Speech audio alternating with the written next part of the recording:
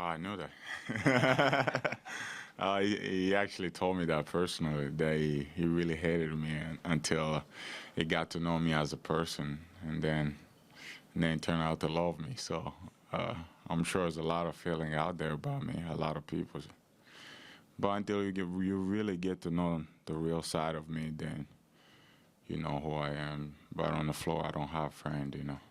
He, Uh, he said then he called you at the end of that, after saying how much you hated him, he called you one of his favorite teammates ever now. oh wow. Do you kind of feel, we've asked you this again and again, we've asked your teammates this again and again, Yeah. but do you take pride in that kind of energy you give them? Do you feel that kind of responsibility to Mm. give them that drive with your performance? I mean, to me, it's just about being appreciative and enjoying. I dream about being in this situation. Playing basketball in the NBA and have all this great teammate and playing for something. And obviously, it happened to be that where we are is just that we're all having fun. And to me, is just about figuring a way, that I can connect to my teammates and how I can help them perform at their best, and I think that's the most important thing to me. What's it like spending all the time at the podium? Uh, what is like? Well, I will say it is what it is. But more than anything, is just that you gotta give a lot of credit to my teammate.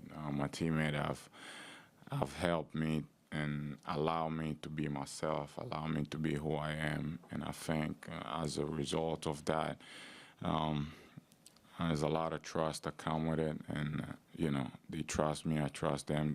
One thing they always know is I got their back no matter what. So I just get out there and trying to help my teammate as much as I can.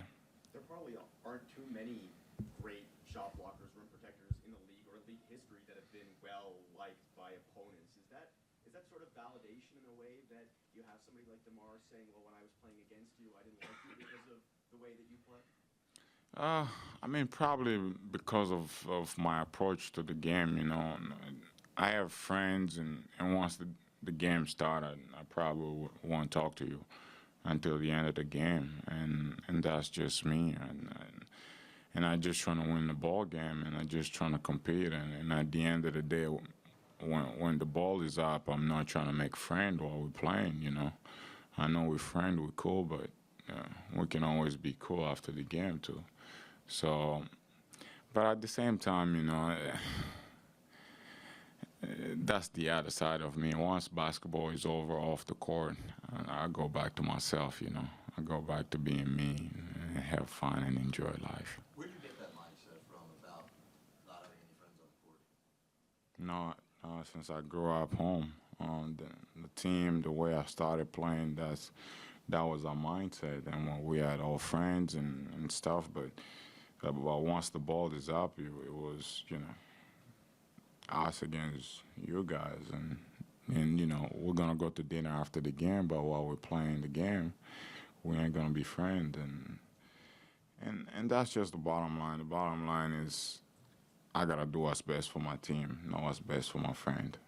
Did you learn that from watching anybody, or No, it just came since I started playing. I never forced it inside me.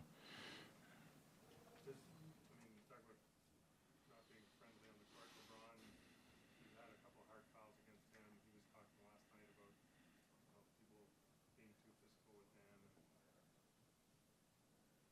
how come you're so comfortable putting maybe the biggest name in the sport on his list? I mean, well, when you look at the big pictures, that I get fouled a lot. If I sit here complain about how many times I get fouled, I think this will turn into some comedy type of interview, and I think this is play of basketball.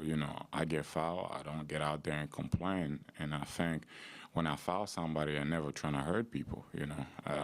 It's like I said, I'll do what's best for my team, but by doing what's best for my team is not hurting somebody because that's not the purpose of the game, and and I get it. I've got a lot of message about him complaining and this and that, And you gotta understand when we play in Cleveland, they play their way, and when we come home, we're gonna play our way. That's just the bottom line, and I respect that about them, and that's just being competitive, you know, and no matter what, we gotta do what we have to do on our side, and that's just basketball. One other question, I mean, just you and Tristan Thompson have a lot of similarities. What's it been like battling him as kind of a physical, relentless type guy as well? I mean, it's been fun, you know. The whole series, has since we started, to me, has been fun. You know, you get to learn a lot of your weaknesses and their weaknesses, and you go back, you watch a lot of film, and you see how you can get ready for next day. But more than anything is to see how I can help my teammate. You know, my focus is never just on one player. You know, I'm trying to focus on my whole team and the whole opponents. I have to study them because in certain scenario of the game, I have to switch up on all these guys, so I have to know what they do best, and how I can get to take away what they do best, and live with the rest of the shot. But at the same time, I think you know it's a lot more challenges ahead of us that we gotta be ready for it, and we have to be well prepared for it. He's a guy you got to account for because he's always going to the glass. He's always, I mean, you gotta look out for him. Tristan Thompson is a very good offensive rebounder, and you know when he's in a game, you have to pay a lot of attention to him. But with that being said, is you can't pay too much attention to him and forget that you have to help the other four guys. So at the end of the day, it's like I say, I have to be to do what's best for my teammate, and when I get out there, if I can make my teammate feel like you know they're well secure, you know, and somebody got their back, I think they can play more free, and you know DeMar don't have to spend a lot more energy on defense, so he can continue to score 30 points or more.